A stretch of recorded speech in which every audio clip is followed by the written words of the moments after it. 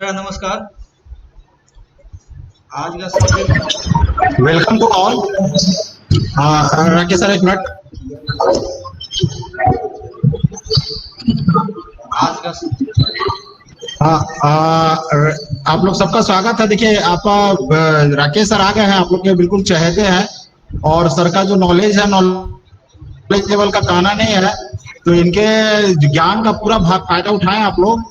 Sir का request करके इनको बुलाया गया है स्पेशली। हालांकि सर का 70% नॉलेज जान भी है, बट फिर भी सर को रिक्वेस्ट किया गया है कि कुमार सर अपने कुछ व्यक्तिगत कारण से नहीं आ पाए हैं, इसलिए इनको रिक्वेस्ट करके बुलाया गया है। तो ये हम लोग को सौभाग्य है कि इनका ऐसे क्लास भी था, बट फिर भी इनको अलग से दिया गया है, तो इनका पूरा फायदा, जो क्वेरी होगा जरूर पूछ लेंगे। ठीक है सर, वेलकम सर आपका। कंटिन्यू करें सर। ओके। आज का सब्जेक्ट बुक्स है, तो आवाज नहीं आ रहा सर।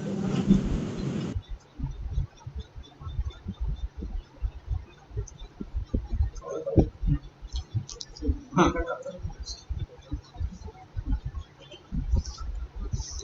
आज का सब्जेक्ट बुक्स है। तो बुक्स में आप लोग जानते होंगे क्या होता है। बुक्स में जितने भी प्रकार के जो मतलब जो रिसीट होते हैं, जो आउटगोइंग होते हैं, तो सबका अकाउंटल होता है। और अकाउंटल करने के लिए वो क्या होते हैं, बुक होते हैं। तो आप लोगों को जानकारी होगी कि रेलवे में जो है, जो जनरल बुक रखे जाते हैं, वो 4 प्रकार के रखे जाते हैं। 4 में आपको पहले आता है कैश बुक। कैश बुक में 2 तरह का होता है। एक होता है डेली कैश बुक, जिसमें डेली का डेली ट्रांजैक्शन रिकॉर्ड होता है। और दूसरा होता है मंथली कैश एब्स्ट्रैक्ट बुक, जो महीना क्लोज होने के बाद बनता है। तीसरा है जर्नल और चौथा है लेजर। यही जो है जितने भी रिसीट और आउटगोइंग होते हैं, इसी जनरल बुक में रिकॉर्ड होता है। और इसके बाद इससे रिलेटेड बहुत सारे सब्सिडरी बुक होते हैं, जिनमें उनका डिटेल होता है। तो पहला है कैश बुक। तो कैश बुक में जो भी ट्रांजैक्शन कैश के थ्रू होता है रेलवे में, चाहे वो रिसीट हो चाहे आउटगोइंग हो, चाहे पैसा आ रहा है रेलवे खाते में चाहे जा रहा है, वो पहले कैश बुक में रिकॉर्ड होता है। तो जो रिसीट होता है वो हमारा स्टेशन में प्राप्त होता है, या तो कैश के थ्रू, या फिर अब डायरेक्ट रेलवे खाते में जमा हो जाता है, या इंस्ट्रूमेंट जमा होता है कैश ऑफिस में, वो मनी रिसीट के थ्रू जमा होता है। तो हमारा कैश बुक 2 पार्ट में हुआ। एक हुआ कैश बुक रिसीट, दूसरा हुआ कैश बुक पेमेंट। तो पेमेंट होता है वो हमारा क्या होता है, बिल पास होता है। बिल पासिंग सेक्शन द्वारा बिल पास किया जाता है CO7 के द्वारा। उसके बाद CO7 बनने के बाद उसका जो है, जिसके फेवर में पेमेंट करना होता है, उसके लिए चेक बनता है। और पहले ये सब मैनुअली होता था, अब ये सिस्टम से होता है सारा आई पास में। जैसे ही चेक बन गया, चेक बनने के बाद वो सारा जो डाटा है कैश बुक में ऑटोमेटिक सिस्टम के द्वारा चला आता है। ठीक है। तो कैश बुक का फिगर जो है, इसके लिए जाता है आपको जर्नल में। जर्नल 2 होते हैं, एक रेवेन्यू जर्नल और दूसरा कैपिटल जर्नल। कैश बुक का जितना भी डाटा होता है वो सारा का सारा हमारे रेवेन्यू जर्नल में आता है। ठीक है। और रेवेन्यू जर्नल में जो कैपिटल से संबंधित खर्च है, जैसे जो खर्चा हमारा रेवेन्यू हेड में नहीं हुआ, जैसे कैपिटल हेड में हुआ, जैसे हमारा एसेट के एक्विजिशन में, क्रिएशन में जो डाटा जो खर्च होता है वो हमारा कैपिटल के बुक में आना चाहिए। तो उसके लिए क्या होता है कि ट्रांसफर किया जाता है रेवेन्यू से कैपिटल में। उसके लिए हेड होता है ट्रांसफर रेवेन्यू और ट्रांसफर कैपिटल, जिसको बोलते हैं transfer with in the same railway.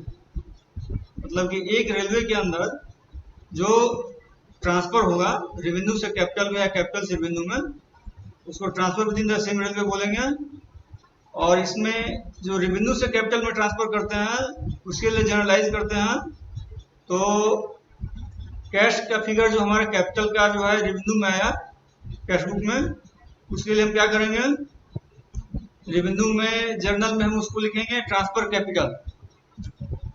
जितना भी हमारा वो कैपिटल का फिगर होगा, जैसे प्लानेट 11 हुआ, प्लानेट 12 हुआ, प्लानेट 21 हुआ, उसके बदले हम क्या लिखेंगे, ट्रांसफर कैपिटल। और फिर एक जेबी बनाएंगे, जेबी बनाएंगे कैपिटल में। उसमें हम क्या करेंगे, जैसे ट्रांसफर रेवेन्यू में, ट्रांसफर कैपिटल में हमारा डेबिट है 100 करोड़ का, कैपिटल में क्या करेंगे, ट्रांसफर रेवेन्यू को क्रेडिट कर देंगे और उसी अमाउंट का सेग्रीगेट करते हुए जितने भी उससे डिटेल कैपिटल के हेड है, प्लानेट 11 हुआ, 12 हुआ, 21 हुआ, 22 हुआ, 60 हुआ, 71 हुआ, उसको हम डेबिट करते जाते हैं। इस तरह हमारा कैपिटल से संबंधित खर्च जो कैश बुक में आया है वो कैपिटल में ट्रांसफर हो गया। तो ये हुआ कैश का ट्रांजैक्शन। इसके बाद होता है एडजस्टमेंट। एडजस्टमेंट उस केस में होता है जो हमारा नॉन कैश ट्रांजैक्शन है। जैसे एक रेलवे से दूसरे रेलवे के बीच में ट्रांसफर हुआ, यह हमारा एक रेलवे में एक डिवीजन से दूसरे डिवीजन के बीच जो ट्रांजैक्शन होता है उसके लिए क्या करते हैं, एडजस्टमेंट करते हैं। जैसे मान लीजिए यहाँ एक्सपेंचर सेक्शन में सेंट्रलाइज बिल पास होता है कंक्रीट स्लीपर का, तो यहाँ एक्सपेंचर सेक्शन क्या किया, बिल पास किया और उसको पता है कि ये मटेरियल कहाँ का है, तो बिल पास करते समय ही उसमें जो है वो ट्रांसफर डिवीजन का एलोकेशन डाल देगा और उसके लिए ट्रांसफर सर्टिफिकेट जारी होगा। ठीक है, ट्रांसफर सर्टिफिकेट यहाँ से हेडक्वार्टर जारी करेगा डिवीजन को, डिवीजन उसको वेरीफाई करके एक्सेप्ट करेगा और एक्सेप्ट करके जिस हेड में जहाँ का खर्चा है, जिस हेड में डेबिट करना होगा उसको डेबिट करेगा। और जहाँ से आया है, मान लीजिए हेडक्वार्टर से डिवीजन में ट्रांसफर हुआ है, तो अपना फाइनल हेड डेबिट करेगा और ट्रांसफर डिवीजन हेडक्वार्टर को माइनस डेबिट करेगा।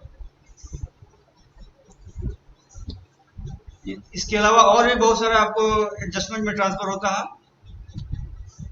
जैसे किसी कोई एम्प्लाई का ट्रांसफर हो गया तो उसका पीएफ ट्रांसफर करना है, तो पीएफ ट्रांसफर करने के लिए भी क्या करेंगे, हम जो उसका अमाउंट यहाँ हमारे यहाँ बैलेंस पड़ा हुआ है उसको ट्रांसफर करेंगे।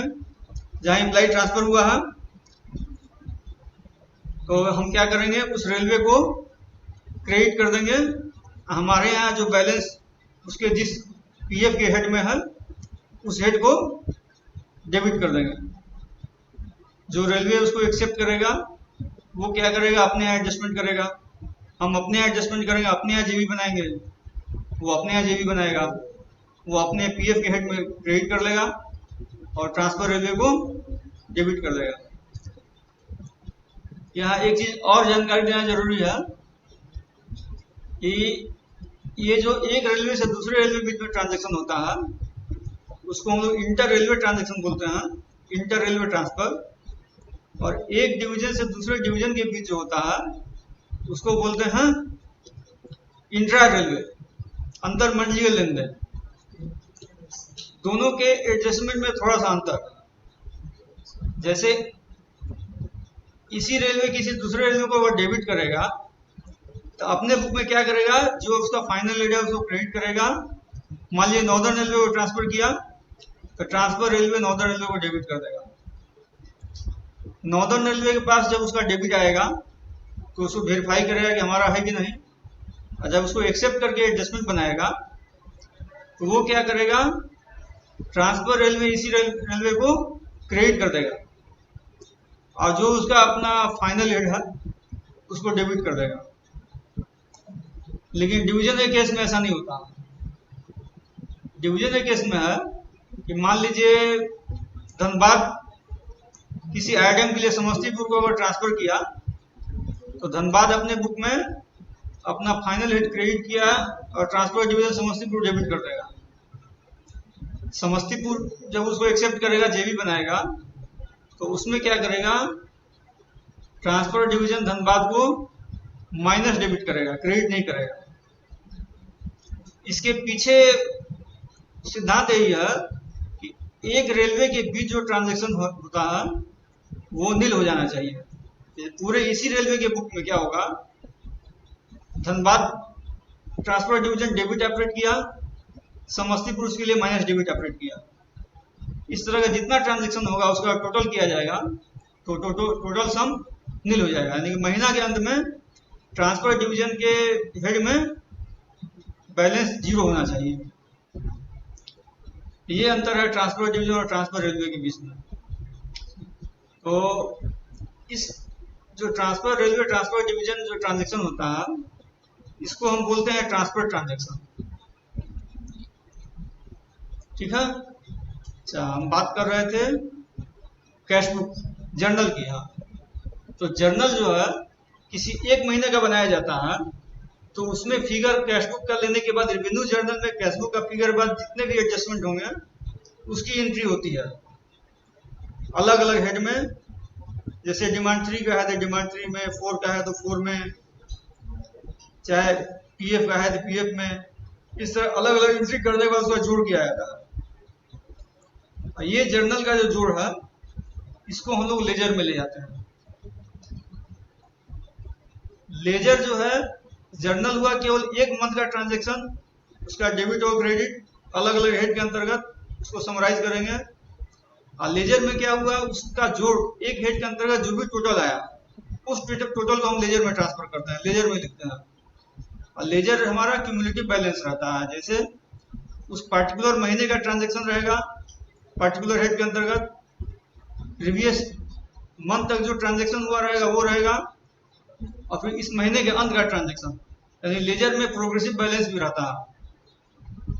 और लेजर ही हमारा जो है अकाउंटिंग का जो है मेन बुक है। इसी के आधार पर जो है रेलवे का जितना भी स्टेटमेंट बनता है, जो रिपोर्ट होता है, सब इसी के बेस पे होता है। तो ये 4 हमारे जनरल बुक हुए।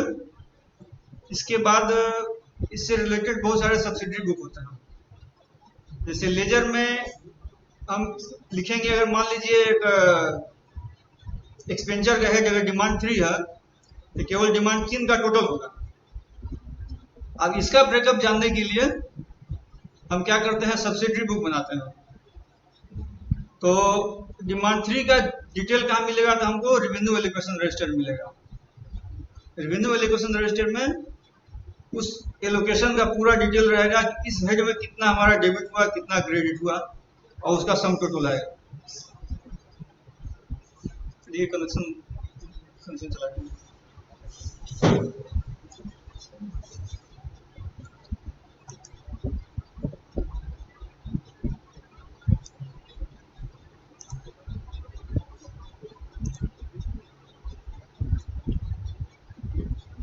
उसमें चला गया, कहीं से है गड़बड़ है ना।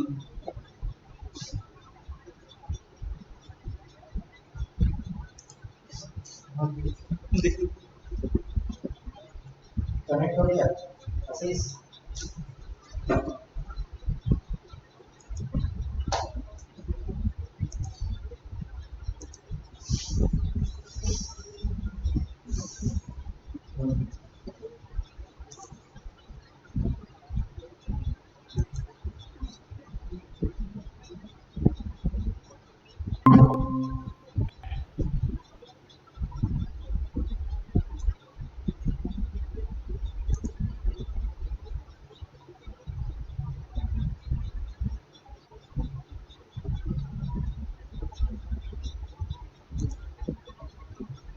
हेलो,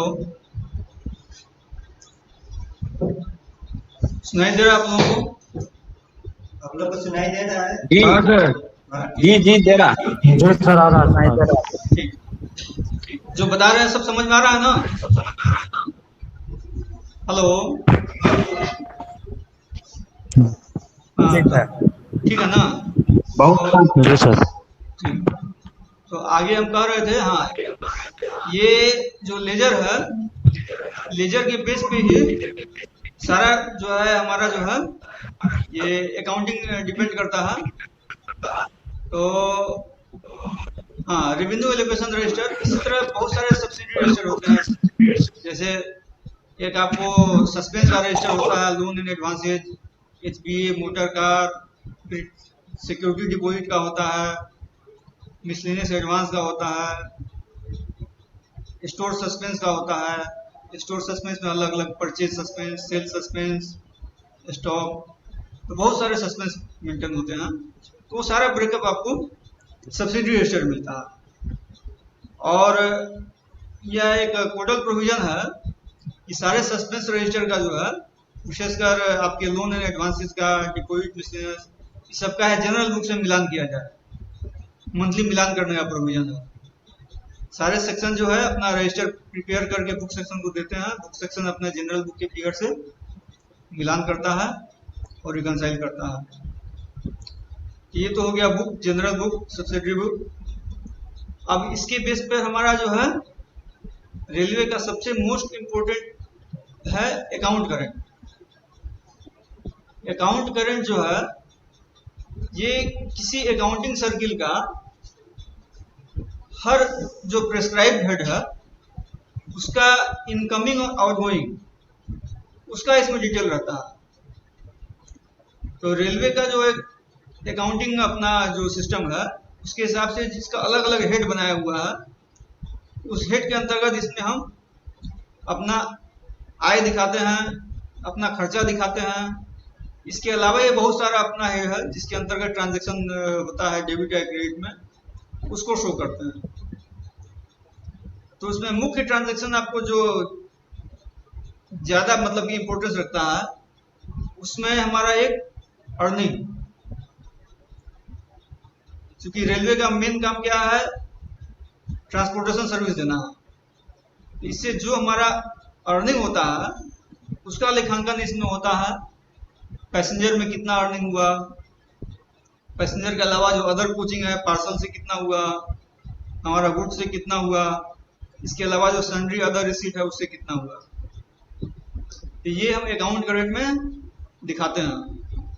इसके अलावा हमारा जो रेवेन्यू एक्सपेंसेज है, हमारा जो रेलवे के ऑपरेशन के लिए जो हमारे एम्प्लॉय पे खर्चा होता है, या उसके परिचालन के लिए जो फ्यूल पे खर्च होता है या रिपेयर मेंटेनेंस पे खर्च होता है, वो हम दिखाते हैं रेवेन्यू वर्किंग एक्सपेंसेज में, जिसका डिमांड है, डिमांड संख्या 3 से 13 तक इसमें दिखाते हैं। और इसके अलावा जो हमारा परिसंपत्ति को जो अधिग्रहण करने के लिए, बदलाव नवीकरण के लिए जो खर्च होता है, जो कैपिटल में होता है, उसको इसमें दिखाते हैं। इसके लिए अलग अलग हेड निर्धारित है। उसके अंतर्गत हम इसमें रिसीट दिखाते हैं। जहां अर्निंग है, अर्निंग हमारा रिसीट साइड में आएगा, एक्सपेंचर है हमारा आउटगोइंग साइड में आएगा। और जितना रिसीट का टोटल होगा उतना ही आउटगोइंग का टोटल होगा, उसमें 1 पैसा का डिफरेंस नहीं रहना चाहिए, क्योंकि हमारा डबल एंट्री सिस्टम है। एक हेड डेबिट होगा, दूसरा हेड क्रेडिट होगा। जैसे अर्निंग क्रेडिट होगा, इसका दूसरा कॉरस्पॉन्डिंग हेड डेबिट होगा। दूसरा कॉरस्पॉन्डिंग हेड क्या हो सकता है, अर्निंग जब हमको आता है, कैश मिलता है, कैश हम बैंक में जमा करते हैं। तो बैंक में जमा करते हैं तो उसके लिए हम एक सस्पेंस हेड ऑपरेट करते हैं, जिसको बोलते हैं रेमिटेंस इनटू बैंक। तो हमारे बुक में जो एंट्री होती है, earning credit, remittance into bank debit. तो रिसीट साइड में हमारा अर्निंग में क्रेडिट दिखाई देगा, तो उसका दूसरा हेड आउटगोइंग साइड में रेमिटेंस टू बैंक में डेबिट दिखाई देगा। इसी तरह अगर हमारा कोई खर्च होता है तो खर्च हम डेबिट साइड में दिखाएंगे। तो डेबिट में मान लीजिए हमारा अपना अकाउंट्स डिपार्टमेंट का खर्च है। अकाउंट्स डिपार्टमेंट का खर्च डिमांड संख्या 3 में जाएगा। 3 के जो उसमें अलग अलग हेड बने हुए हैं, 3 के 200 हमारा माइनर हेड है, 200 में जाएगा। तो इस हेड को डेबिट होगा तो दूसरा हेड क्रेडिट होगा। दूसरा हेड क्या क्रेडिट होगा, एम्प्लॉय को पेमेंट करते हैं तो चेक बनता है, तो चेक के थ्रू पेमेंट होगा, तो चेक से बिल्स हेड क्रेडिट हो जाएगा। केवल चेक से बिल्स ही क्रेडिट नहीं होगा, इसलिए कि एम्प्लॉय से जितना पेमेंट हुआ सारा का सारा उसको चेक नहीं मिलता है, उसे डिडक्शन भी होता है। तो डिडक्शन का हेड है, मान लीजिए पीएफ कटा तो पीएफ के हेड को क्रेडिट हुआ, इनकम टैक्स कटा इनकम टैक्स के हेड में क्रेडिट हुआ, तो डेबिट हमारा डिमांड 3 के 200 में दिखाएगा, और उसका क्रेडिट दिखाएगा जो पेमेंट हुआ एक्चुअल कैश में, वो चेक से मिस होगा। जो इनकम टैक्स कटा इनकम टैक्स के हेड में होगा, जो पीएफ कटा पीएफ के हेड में होगा। इस तरह हमारा एक साइड में डेबिट, एक साइड में क्रेडिट। तो ये इसी तरह आपको और भी बहुत सारे अकाउंट करंट में हेड रहते हैं, सस्पेंस रहते हैं, जैसे डिपॉजिट में Indian railway deposit, reserve bank suspense, ये सारे हेड उसमें दिखाई देते हैं। अब ये है कि अकाउंट करंट क्या है, कि हमारा रेलवे का गवर्नमेंट अकाउंटिंग सिस्टम है, उसके नॉर्म्स को पूरा करने के लिए बनाया जाता है। उसमें इसके अलावा ज्यादा डिटेल नहीं रहता। तो उसका ब्रेकअप दिखाने के लिए हम क्या करते हैं, उसके साथ शेड्यूल हेडेड शेड्यूल बनाते हैं। शेड्यूल में सारा डिटेल रहता है। जैसे अकाउंट करंट में एक जगह हम दिखाएंगे total Indian railway revenue receipt, हमारा अर्निंग हो गया। इसका ब्रेकअप कहाँ दिखाएंगे कि पैसेंजर में कितना हुआ, गुड्स में कितना हुआ, तो उसके लिए हम शेड्यूल बनाएंगे, शेड्यूल ऑफ अर्निंग। इसी तरह हमको एक्सपेंसेस दिखाना है। अकाउंट करंट में एक फिगर दिखाई देगा, Indian railway working expenses. Detail कहाँ दिखाएंगे, तो उसका शेड्यूल ऑफ वर्किंग एक्सपेंस दिखाएंगे, डिमांड 3 में कितना हुआ, डिमांड 4 में कितना हुआ। तो वेरियस शेड्यूल बनते हैं अकाउंट करंट के साथ। और इसका एक प्रेस्क्राइब डेट है, जो अभी प्रत्येक अगले महीने के 8 तारीख है। 8 तारीख को हम लोग रेलवे बोर्ड को सबमिट कर देना होता है revenue and capital account current. ये अकाउंट करंट पहले जो है, बहुत पहले अगले महीने की अगले नेक्स्ट फॉलोइंग मंथ के 6 तारीख को जाता था, लेकिन अक्टूबर 2017 से जब से आईपास इंट्रोड्यूस हुआ है, इसमें अब चेंजेज आ गया है। पहले रेलवे द्वारा 2 अकाउंट करंट भेजा जाता था, क्योंकि रेलवे का अकाउंट समय पर क्लोज नहीं हो पाता था, 1 महीना लेट से क्लोज होता था। तो उसके लिए चूंकि मिनिस्ट्री ऑफ फाइनेंस को जो है फिगर की जरूरत पड़ती थी कि चूंकि रेलवे का ही अकाउंटिंग सिस्टम है, चूंकि commercial as well as government accounting system है रेलवे का। बाकी जितने भी गवर्नमेंट डिपार्टमेंट है उनका केवल गवर्नमेंट अकाउंटिंग सिस्टम है। तो रेलवे एफर्ट को दिखाने के लिए हम लोग अप्रोक्सीमेट अकाउंट करंट में आते थे। अप्रोक्सीमेट अकाउंट करंट पहले जाता था अगले महीने के 8 तारीख को, अब अगले महीने के 8 तारीख को हम लोग एक्चुअल अकाउंट करंट भेज देते हैं। इसलिए अप्रोक्सीमेट अकाउंट करंट की उपयोगिता अब खत्म हो गई, क्योंकि यही हमारा एक्चुअल हुआ। ये सब सिस्टम के ऑनलाइन हो जाने से ये सब संभव हो सका है। तो अब ये डेट फिक्स है प्रत्येक महीने का 8 तारीख, और मार्च का जो है शेड्यूल रेलवे बोर्ड द्वारा हर साल तय किया जाता है। मार्च में 2 अकाउंट मार्च का जाता है, नॉर्मली 2 जाता है। एक मार्च का प्रीलिमिनरी जाता है, जो कि अप्रैल के अमूमन 12 या 13 अप्रैल तक जो है उसका टारगेट रहता है। उसके बाद सप्लीमेंट्री जाता है, सप्लीमेंट्री 1, यही फाइनल होता है। इसमें सारे ट्रांजैक्शन जो छूटे रहते हैं वो सब ले लिए जाते हैं, और इसका डेट लगभग 30 अप्रैल या 1 मई के आसपास रहता है।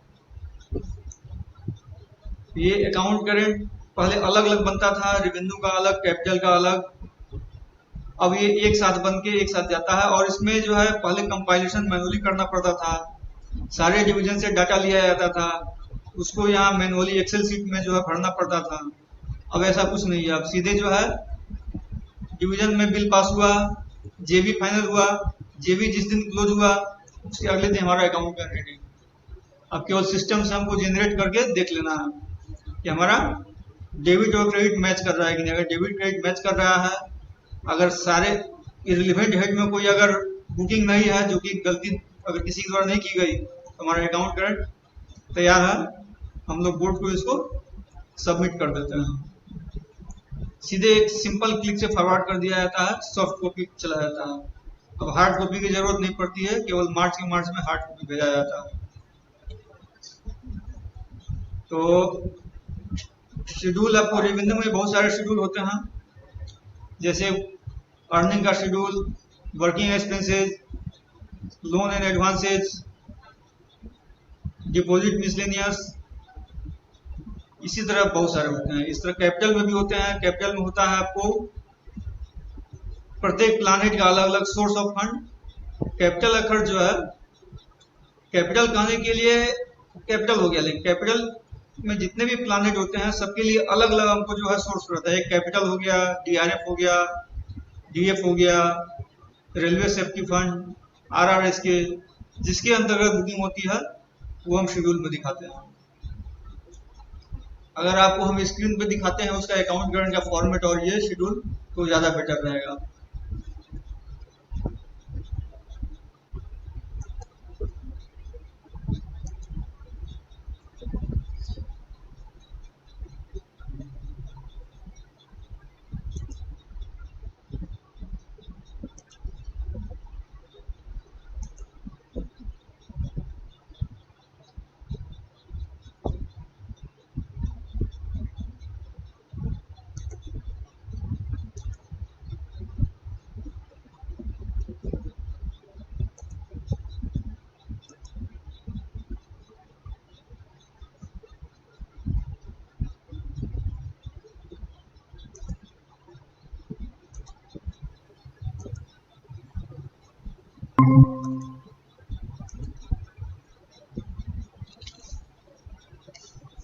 स्क्रीन शेयर हो रहा है ना?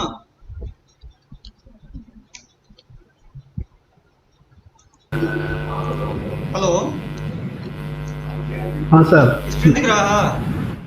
नहीं दिख रहा है। नहीं दिख रहा है?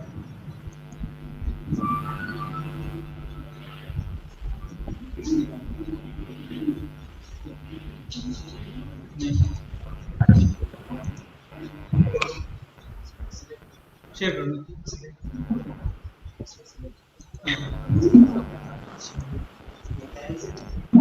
हाँ, अब ये दिखेगा? अब दिख रहा है?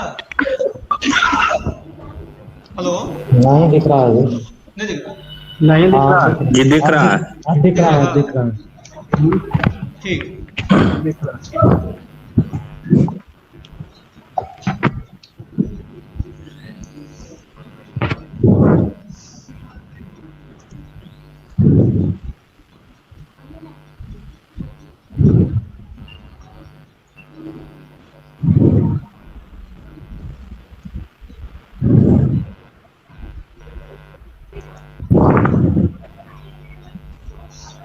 ये देखिए एम्स में बुक्स है, ठीक है।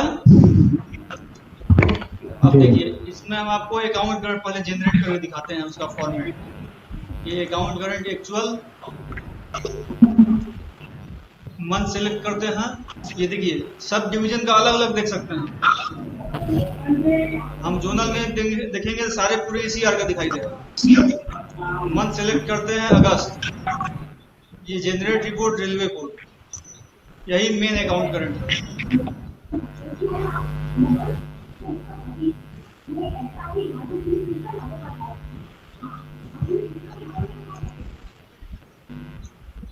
दिख रहा है ना स्क्रीन?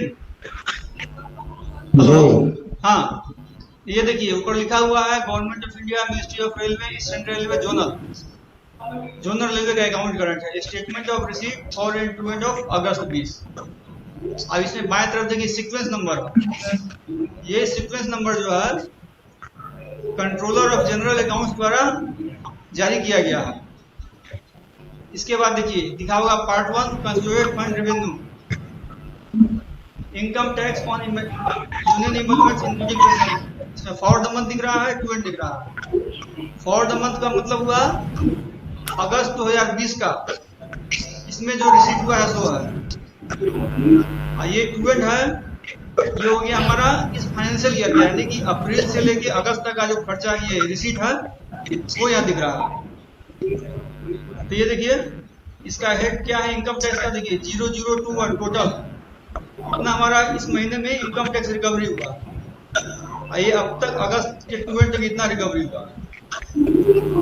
इसका ब्रेकअप देखना हुआ तो शेड्यूल है, इसमें वो पता चलेगा इम्प्लाई से कितना हुआ, कॉन्ट्रैक्टर से कितना हुआ, सरचार्ज क्या है। मेजर हम दिखाते हैं आपको ये अर्निंग का। देखिए ये सीक्वेंस नंबर दिया है 17100, ये 21002 Indian railway commercial line revenue. ये देखिए अगस्त में हमारा जो अर्निंग आया है 835 करोड़ है और अगस्त के एंड तक है 3342 करोड़। ये हमारा ईसीआर का अगस्त तक का अर्निंग है। अब इसका ब्रेकअप जानना होगा तो ये शेड्यूल में है। अकाउंट कार्ड में तो इतना ही दिखता है, यही दिखाया जाता है हम लोग गवर्नमेंट अकाउंटिंग सिस्टम के हिसाब से।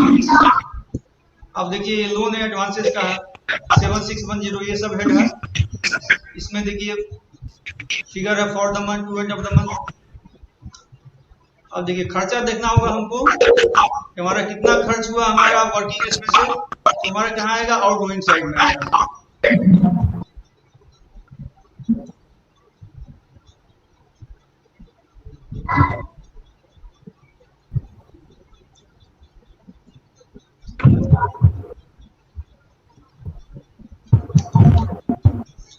देखिए 23002 Indian railway commercial lines working expenses, ये हमारा इस महीने का खर्च हुआ। इसका ये केवल टोटल वर्किंग एक्सपेंसेस है, इसका डिटेल देखना होगा तो रेवेन्यू शेड्यूल में देखना वर्किंग एक्सपेंसेस शेड्यूल में। इसी तरह हमारा कैपिटल एक्सपेंडिचर देखना होगा, यहाँ दिखता है कैपिटल आउटले ऑन इसका ब्रेकअप हमको अलग अलग शेड्यूल में मिलेगा, इस प्लानेट में कितना खर्च हुआ और जितना हमारा रिसीट होता है उतना ही आउटगोइंग होता है, टोटल एकदम मैच होना चाहिए। ठीक है, अब आपको दिखाते हैं शेड्यूल।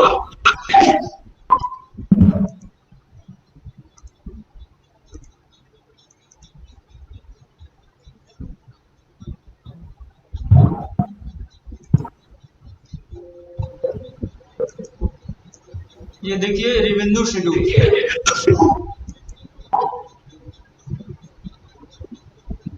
पूरे एसी रेलवे का।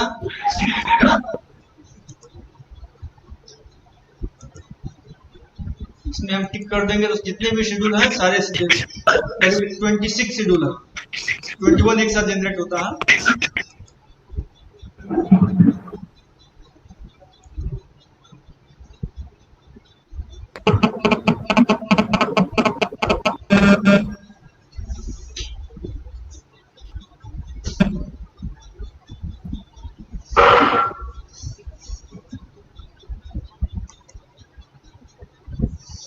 अब देखिए सब शेड्यूल का यहाँ दिया हुआ है, miscellaneous receipt, traffic receipt, traffic under working expenses, income tax receipt, इतने सारे शेड्यूल हैं। अब देखिए वहाँ आपका टोटल फिगर था 3342 करोड़, इसका ब्रेकअप यहाँ पर शेड्यूल में है। पैसेंजर से कितना है, अदर कोचिंग कितना है, गुड्स कितना है, सन्ड्री कितना है, फिर सस्पेंस कितना है, ये traffic account suspense, foreign railway, demand schedule, इस तरह ये हमारा टोटल अर्निंग का ब्रेकअप यहाँ शेड्यूल में दिख गया। इसी तरह वर्किंग एक्सपेंसेस का यहाँ डिटेल है, डिमांड 3 में कितना ग्रॉस है, क्रेडिट एंड नेट है ये फॉर द मंथ में, to end of the month में। अकाउंट करंट में क्या था, इसका टोटल फिगर यहाँ था, ये वाला ये फिगर वहाँ था, इसका ब्रेकअप हमको शेड्यूल में मिल गया।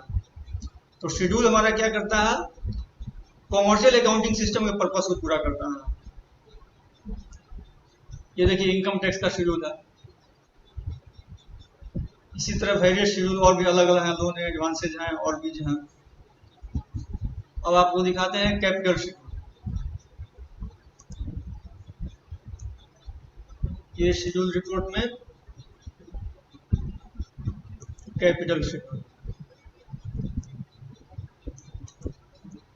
जोनल का देखते हैं, अगस्त 2020 यहाँ टिक कर देंगे, सारा जनरेट हो जाएगा।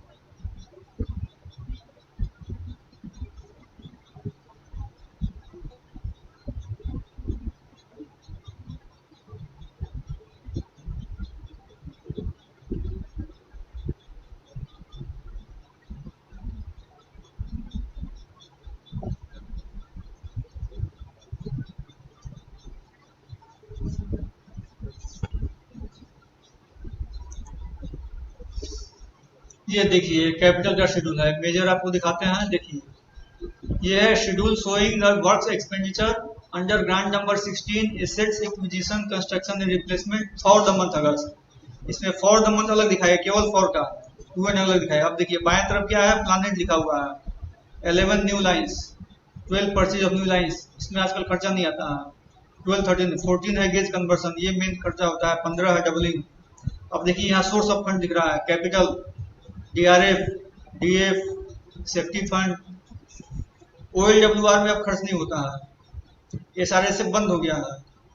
कैपिटल फंड बंद नहीं हुआ है, लेकिन अभी इसमें फंड है नहीं, इसीलिए इससे खर्च नहीं होता है। ये कैपिटल इन अभी नया खुला है, इंट्रोड्यूस हुआ है निर्भया फंड के लिए। ये आरआरएस के राष्ट्रीय रेल संरक्षा को जो नया इंट्रोड्यूस हुआ है, ये है। ये total expenditure for the month में इस तरह कैपिटल शेड्यूल में ब्रेकअप है। इसका टोटल फिगर जो दिखाया अकाउंट बैलेंस में, ये टोटल फिगर ये दिखाया था, और ब्रेकअप आपके शेड्यूल में है। ये फॉर द मंथ का है। फिर इधर आपको ये to end of the month, अप्रैल से लेके अगस्त तक का ये हमारा खर्च है। प्रत्येक प्लान हेड का अलग अलग, सोर्स ऑफ फंड अलग अलग, ठीक है। अब इससे भी ज्यादा डिटेल होता है, वो आता है सब्सिडी रजिस्टर में। जैसे रेवेन्यू का क्या होता है, रेवेन्यू एलोकेशन रजिस्टर, उसमें पूरा डिटेल रहता है। इसी तरह इसका भी निकलता है, जनरेट होता है कैपिटल एलोकेशन रजिस्टर, सीआर बोलते हैं इसको। इसका पूरा डिटेल ये आपको, ये भी सस्पेंस, ये स्टोर सस्पेंस का ब्रेकअप है। इसका टोटल फिगर उसमें था, उसका ब्रेकअप, इसका टोटल फिगर जो नेट था ये यहाँ पर था, total final head and suspense, और ब्रेकअप ये है। इसी तरह यहाँ कैपिटल में आपको क्रेडिट जो होता है, क्रेडिट फ्रॉम रिलीज मटेरियल या डिडक्ट क्रेडिट इंक्लूडिंग रिसीट, ये फिगर जो यहाँ दिख रहा है, इसका ब्रेकअप यहाँ रहता है। Statement showing schedule detail of credit including return on capital account, ठीक है। ये अकाउंट बैलेंस और शेड्यूल हो गया। अब रहा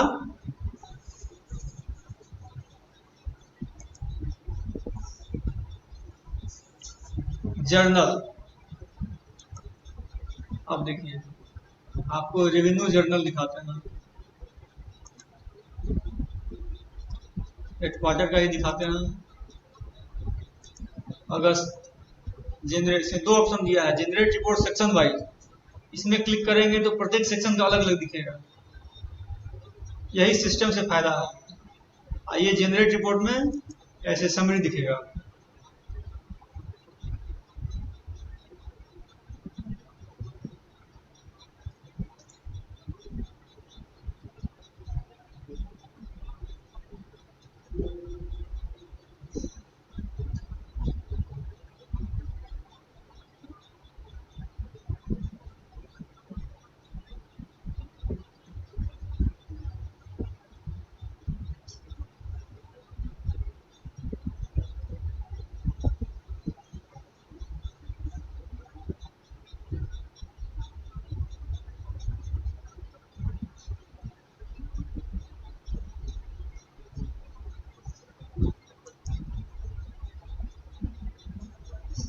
देखिए ये हमारा revenue journal, revenue journal for the month August 2020, ठीक है। अब देखिए कैश का फिगर एक जगह दिखाई दे दिया, जो डेबिट है, डिमांड नंबर 3 एब्स्ट्रैक्ट ए 03 डेबिट क्रेडिट। उसका जितना भी एडजस्टमेंट हुआ जेबी के थ्रू, ये अलग अलग, जो पहले मैनुअली हम लोग जर्नल बनाते थे, सेम वही चीज है भाई, ये सिस्टम से जनरेट हो गया। जेबी बना, जेबी हर सेक्शन अलग अलग बनाता है, वो बनाकर जो है वो सेव कर दिया, बुक्स वाला उसको कंफर्म कर दिया। जैसे ही कंफर्म किया वो हमारे जर्नल में अपीयर हो जाएगा। पहले हर सेक्शन जेबी बनाता था, जेबी बना के बुक सेक्शन को देता था, बुक सेक्शन उस पर एक नंबर, सीरियल नंबर चढ़ाता था, बुक सीरियल नंबर, और उसकी एंट्री करता था अपने जर्नल में। अब उसकी आवश्यकता ही नहीं है, सीधे उसको कंफर्म कर देंगे, ये हमारा ऑटोमेटिक सिस्टम से जनरेट हो गया। ये वाउचर नंबर जो दिख रहा है ये जेबी नंबर है, जिसे ये दिख रहा है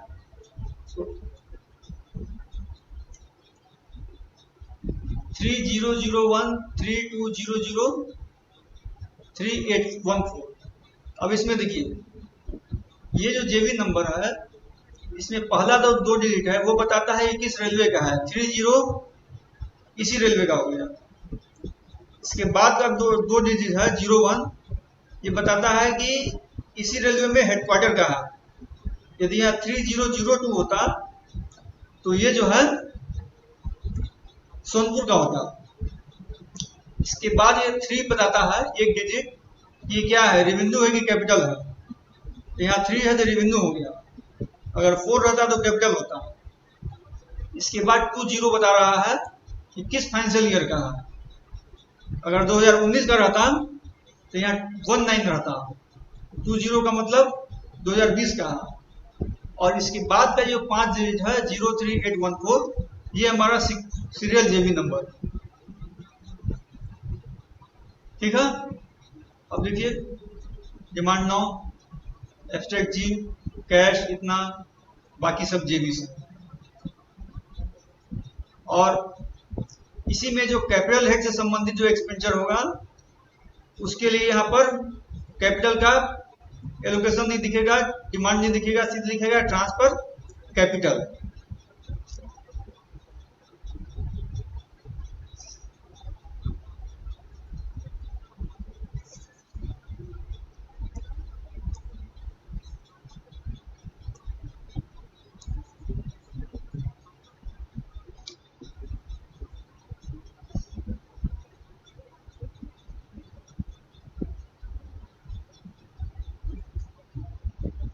पहले हम लोग जेबी बनाना पड़ता था ट्रांसफर रेवेन्यू ट्रांसफर कैपिटल के लिए, अब उसकी आवश्यकता नहीं रह गई है। वो सिस्टम अपने आप जो है उसको कैपिटल में ट्रांसफर कर लेता है।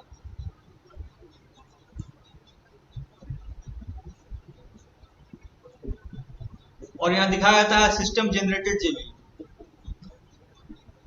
यहाँ ट्रांसफर कैपिटल हेड में हम डेबिट और क्रेडिट दिखाते हैं और उसका फिगर जो है कैपिटल में जेबी कैपिटल के द्वारा चलाया जाता है कैपिटल जर्नल में।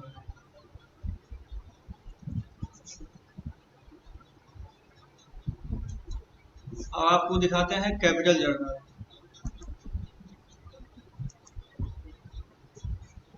कैपिटल जर्नल में कैश नहीं होगा, केवल जेबी होगा, इसलिए कैश का बुकिंग तो कैश रेवेन्यू जर्नल में आ जाता है। देखिए अब ट्रांसफर रेवेन्यू हेड का ही दिखाते हैं, अलग अलग हेड का।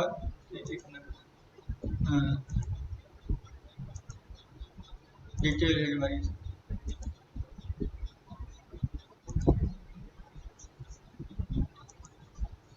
देखिए कैश नील है, एक जेबी बना, ये ट्रांसफर रेवेन्यू को डेबिट और क्रेडिट, ये केवल चूंकि ट्रांसफर रेवेन्यू ही जनरेट हुआ था, अलग अलग हेड का अलग अलग जनरेट होता है सिस्टम द्वारा, पहले एक में होता था। अब जैसे कैपिटल,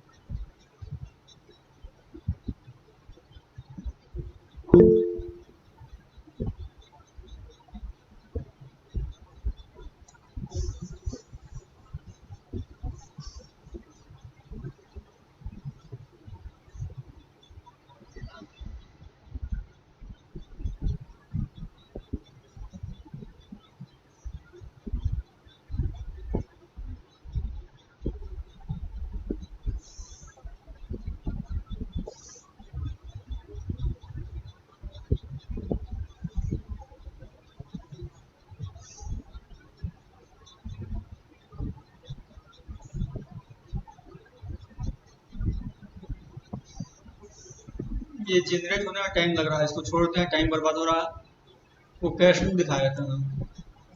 आप कैश बुक में भी देखिए अलग अलग है, cash book detail, cash book daily summary, daily का देख सकते हैं, monthly summary, cash book new, cash book detail देखिए।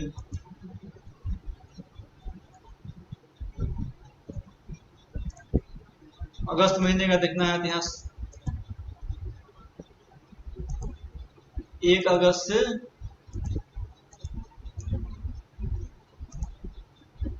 31 अगस्त।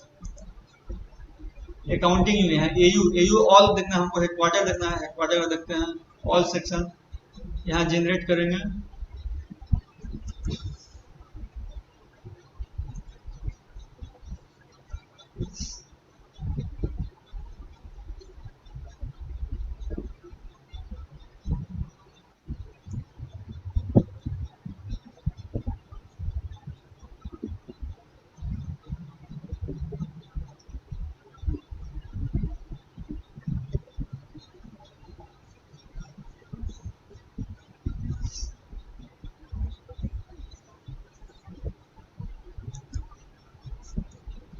ये हमारा कैश बुक हो गया। अब देखिए CO7 नंबर, एक CO7 नंबर में जितना भी एलोकेशन है उसका डिटेल यहाँ आ गया। ये इनकम टैक्स का हेड है, इसमें बिल कौन पास किया, सेक्शन एक्सपेंडिचर। ये भी इनकम टैक्स कॉन्ट्रैक्टर का सरचार्ज है। ये 8670 ये चेक एंड बिल्स को क्रेडिट हुआ। डेबिट किसको हुआ, 8730 तो ट्रांसफर डिवीजन, ये हो गया सोनपुर। ये हो गया ट्रांसफर जो दानापुर। ये 879702 ये हो गया transfer railway, eastern railway, demand 11। एक CO7 में इतना है डेबिट हुआ, इतना क्रेडिट हुआ है, टोटल CO7 का टोटल बराबर मैच कर गया। इधर क्रेडिट जितना पेमेंट होना था उतना चेक से बिल्स को क्रेडिट हो गया, जो इनकम टैक्स कटना था इनकम टैक्स को क्रेडिट हो गया, और जहां जहां खर्चा हमारा फाइनल है जो बुक होना था, जो यहाँ ECR हेडक्वार्टर का खर्चा था वो डिमांड 11 में बुक हो गया। जो हमको खर्चा दूसरे के बिहाफ पर हम किए थे, ये दूसरे डिवीजन दूसरे रेलवे के बिहाफ पर हम पेमेंट किए थे, उसको हम इसमें उसके एलोकेशन में डेबिट कर दिए। अब इसका ये इरिकॉन के थ्रू जो है ये TC जारी हो जाएगा। ये अगस्त का TC जारी हो गया, वो रेलवे वो डिवीजन उसको एक्सेप्ट कर लिया। ये कैश बुक डिटेल हो गया। ये कैश बुक में दो पार्ट था, एक जनरल कैश बुक, एक कैश एब्स्ट्रैक्ट। ये जनरल कैश बुक हो गया है। कैश एब्स्ट्रैक्ट बुक में क्या होगा, ये CO7 वाइज ना होकर उसमें एलोकेशन वाइज होगा। एक एलोकेशन का एक समरी हो गया, वो इसमें आएगा कैश बुक मंथली समरी।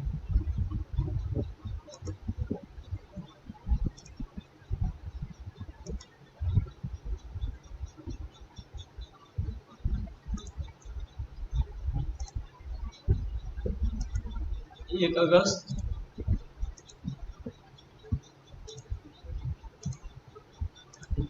इकतीस अगस्त हेडक्वार्टर का देखिए।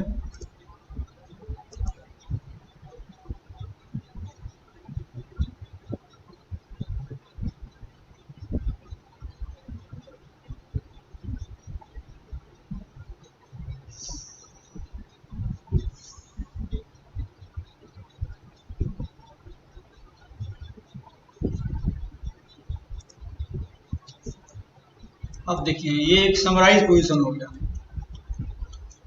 ये जनरल कैश एब्स्ट्रैक्ट बुक हुआ, इसमें पूरे महीने के ट्रांजैक्शन का इस हेड के अंतर्गत जो टोटल फिगर था ये यहाँ आ गया। पहले मैनुअली सबको जोड़ना पड़ता था, अब सिस्टम से जनरेट हो गया, वो पता चल गया एक महीने का कैश के थ्रू हमारा कितना डेबिट आया कितना क्रेडिट आया। अब देखिए यहाँ जो दिखा रहा है, यहाँ तक रेवेन्यू का एक्सपेंडिचर था, यहाँ कैपिटल आ गया 2016 मतलब 20 हो गया हमारा सोर्स ऑफ फंड कैपिटल, 16 मतलब प्लान है। ये डिटेल यहाँ दिख रहा है 20 42 40 03 इतना, 20 71 इतना। लेकिन ये अमाउंट जो हम जर्नल में डालते हैं, इसके लिए यहाँ पर हम जर्नल में सीधे रेवेन्यू जर्नल में इसको हम डाल देते हैं, सारा टोटल को ट्रांसफर कैपिटल के हेड में डेबिट कर देते हैं। तब वो सिस्टम के द्वारा, अब तो सिस्टम तो पहले मैनुअली करते थे, इसका जेबी बनाया जाता था और उसको कैपिटल में हम ले जाते थे। ये हो गया cash book, general cash abstract book, journal देख लिए, कैश बुक देख लिए। लेजर अभी इसमें सिस्टम में अभी बना है, लेकिन अभी सिस्टम से अभी कम जो है अभी चालू नहीं, मतलब कि अभी स्विच ओवर नहीं हो रहा, कंप्यूटराइज नहीं हो रहा, ऐसे जनरेट हो जाता है। ये देखिए रेवेन्यू जर्नल,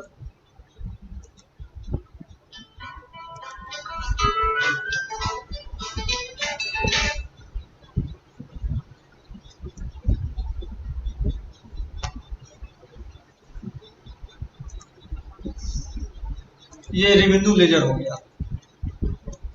अब देखिए इसमें इस हेड के अंतर्गत डेबिट क्रेडिट दिखा रहा है, टूवर्ड डेबिट क्रेडिट, लेकिन अभी इसमें ओपनिंग बैलेंस इसको नहीं लिया गया। ये अभी सिस्टम में भी आईपास में भी चालू नहीं हुआ। जैसे चालू हो जाएगा इसी से हम लोग बैलेंसिंग ले लेंगे। अभी इसको मैनुअली किया जाता है। यहाँ एक बात और बताना चाहता हूँ, अभी जो हमारे लोग कैशबुक देखे हैं ये केवल कैशबुक पेमेंट साइड है, केवल CO7 आप लोग देख रहे थे। जो कैशबुक रिसीट है वो अभी यहाँ कंप्यूटराइज नहीं हुआ है, उसके लिए अलग से इसमें आईपास में सिस्टम दिया हुआ है फॉर मनी रिसीट का एंट्री करने का, लेकिन वो अभी मैनुअली कंपाइल हो रहा है।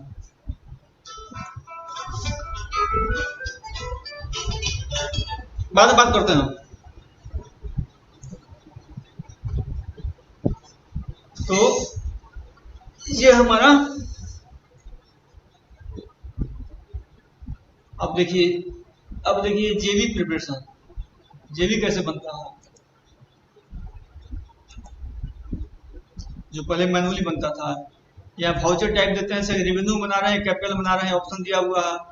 यहाँ अकाउंटिंग यूनिट मत देंगे, इसे किस महीने बनाना है, ईयर मंथ, जैसे हमको सितंबर बनाना है 2020-09। फिर यहाँ जेवी का टाइप सर्च करना होगा, किस सेक्शन का एप्रोप्रिएशन, जेवी, acceptable adjustment memo, cash book, bank debit, जो भी है वो डालेंगे यहाँ पर। फिर यहाँ स्पेंडिंग यूनिट, किस डिपार्टमेंट का खर्च है, अकाउंट्स का है, आरआरबी, कॉमर्शियल, ऑपरेटिंग, जो भी है उसको हम सिलेक्ट करेंगे। फिर यहाँ एस्टिमेट नंबर, इसमें रिलेवेंट, रेवेन्यू में रिलेवेंट नहीं रहता है। Unique work ID capital expenditure के लिए है, रेवेन्यू के लिए नहीं है। यहाँ एलोकेशन है, अब एलोकेशन हमको नहीं पता है तो यहाँ से सर्च कर सकते हैं। इसमें क्या एलोकेशन है, रेवेन्यू देखना है, कैपिटल देखना है या सस्पेंस देखना है, जिसका भी देखना है हम सर्च करके देख सकते हैं। मान लीजिए हमको डिपॉजिट मिसलेनियस का एलोकेशन पता करना है, तो उसका एलोकेशन शुरू का है 008445 डालेंगे, यहाँ गो में क्लिक करेंगे तो सारा एलोकेशन दिखाई दे देगा। ये सारा डिपॉजिट का एलोकेशन है। इस तरह जिसका भी हमको एलोकेशन देखना होगा देख के उसमें एंट्री कर देंगे।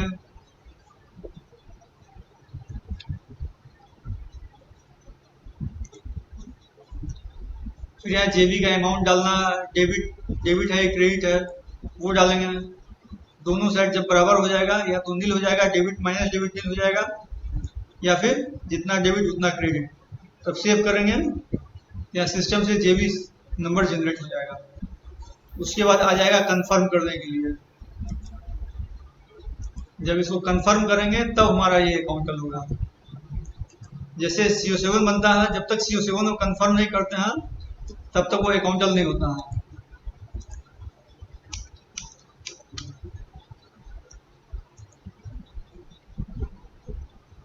देखिए ये इतना जेबी बना हुआ है। अब एक जेबी को खोल के देख सकते हैं। ये जेबी बना हुआ है एलोकेशन, एक एलोकेशन को क्रेडिट, दूसरे को माइनस क्रेडिट, टोटल नील, डेबिट क्रेडिट नील। यहाँ इसका डिस्क्रिप्शन लिखा हुआ है, ठीक है। अब इसके बाद आपका बच गया, हाँ, अकाउंट करंट कैसे भेजते हैं रेलवे बोर्ड को। पहले मंथ क्लोज करते हैं, महीना जब क्लोज हो जाता है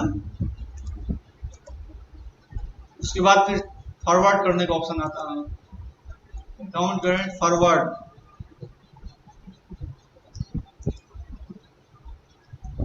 अब यहाँ जब सारे यूनिट का जब जो है अकाउंट करंट फाइनल हो जाएगा तो यहाँ मंथ क्लोज कर देंगे, तो यहाँ ये जो क्रॉस दिख रहा है यहाँ टिक टिक दिखाई देगा, और उसको सीधे फॉरवर्ड टू बोर्ड कर देंगे तो हमारे इसी रेलवे का अकाउंट करंट रेलवे बोर्ड को सबमिट हो जाएगा।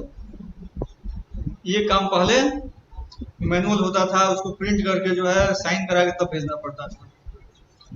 ये आई पास होने के बाद से सिस्टम बहुत ही सिंप्लीफाई हो गया है और हमारा जो अकाउंटिंग है इसमें एक्यूरेसी आ गई है। पहले गलती होने की ज़्यादा चांसेस थी, इसलिए कि अगर डिवीजन से कोई डाटा आया उसको डालना है, हमको डिमांड 3 में गलती से डिमांड 4 में डाल दिए, कंपनसेटरी एरर 4 में डाल दिए डेबिट साइड में, तो कंपनसेटरी एरर में पता नहीं चलेगा, वो टोटल डेबिट क्रेडिट टैली हो जाएगा लेकिन हमारा अकाउंटिंग सही नहीं होता था। इसलिए एक्यूरेसी भी आ गई है, ये इसका फायदा है।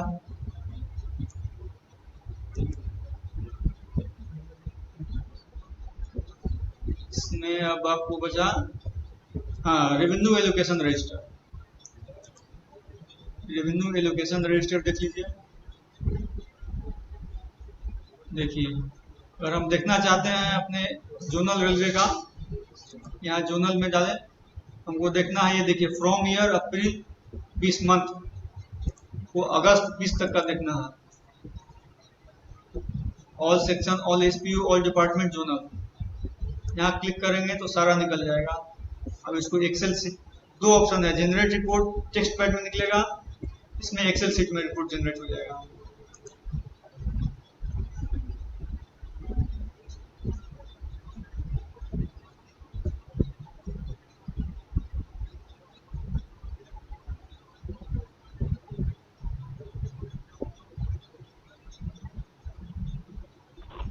आवाज नहीं आ रहा। आवाज नहीं आ रही है? हेलो हेलो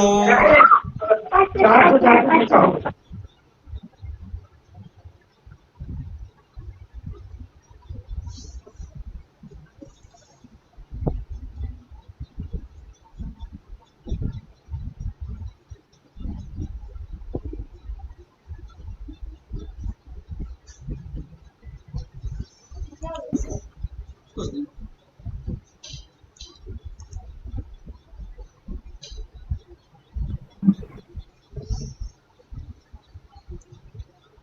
ये हमारा इसी रेलवे का रेवेन्यू एलोकेशन रजिस्टर है। इसमें मेजर आपको दिखा देते हैं।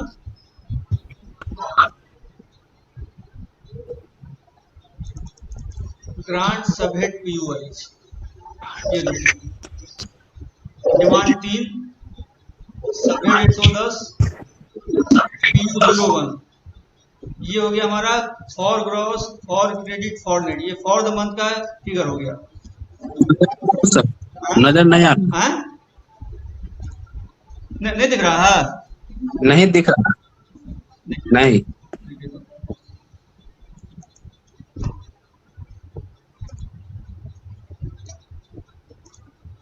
ये नहीं,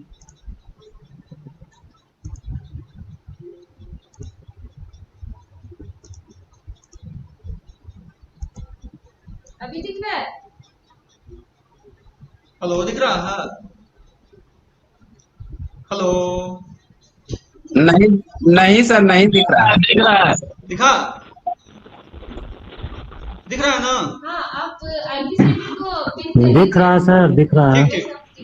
दिख रहा है, दिख रहा है। देखिए जैसे यहाँ डिमांड दिखाई दिया हमको, जो देखे थे रेवेन्यू शेड्यूल में यहाँ केवल 03 दिख रहा था, अब इसका ब्रेकअप दिख रहा है। 03 के 110, 19 फॉर द मंथ में gross credit net, for the month केवल अगस्त का हुआ, ये हमारा 2 अगस्त यानी अप्रैल से लेके अगस्त तक का जो है हमारा एक्सपेंचर हो गया। ये डिटेल हो गया रेवेन्यू एलोकेशन रजिस्टर। इसमें हम डिटेल देख सकते हैं। पहले जो है वो आरएआर बनता था तो केवल हम लोग ये देखते थे, ग्रांट डिटेल पीयू, ये डिटेल में हो गया। ये हो गया 03111101, यानी कि वो सब हेड वाइज था, ये डिटेल हेड वाइज हो गया। बुकिंग इसी तरह होती है, 03 111 01, ये किसका हुआ, हमारे जीएम के सैलरी का फिगर हो गया। ठीक है, जीएम ऑफिस का। हमारा अकाउंट्स का देखना होगा तो यहाँ 03 2 से 11 01 अकाउंट्स ऑफिसर का जो पेमेंट हुआ वो आपको इसमें यहाँ दिख रहा है, 4580 471 इस महीने का खर्चा। अप्रैल से लेके अगस्त का खर्चा देखिए,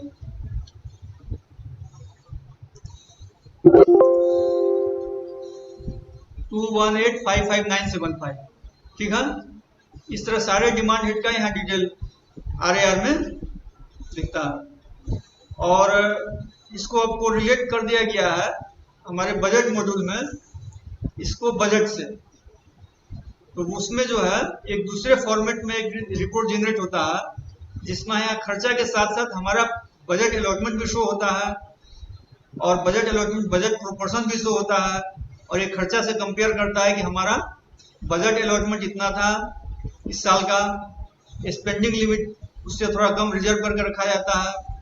उसके बाद से हमारा इस महीने तक का बजट प्रोपोर्शन क्या है, एक्चुअल क्या हुआ, इसको कंपेयर करते हैं लास्ट ईयर इस महीने तक हमारा कितना खर्च हुआ था, उससे यहाँ वेरिएशन निकालते हैं। तो ये पता चल जाता है कि हमारा इस महीने का एक्सपेंडिचर जो है लास्ट ईयर से या बजट प्रोपोर्शन से कितना वेरी कर रहा है।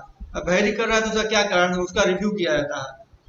इसके बेस पर मंथली फाइनेंशियल रिव्यू बनता है, जिससे हम एक्सपेंडिचर को मॉनिटर करते हैं और कंट्रोल करने में ये काम आता है।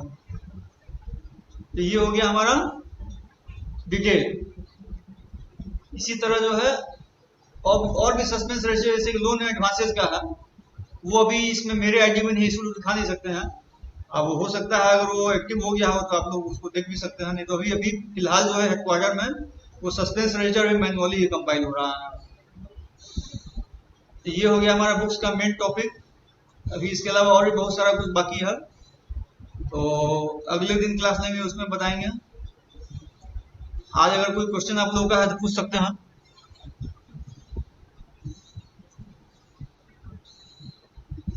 अनम्यूट करना होगा क्वेश्चन पूछने के लिए।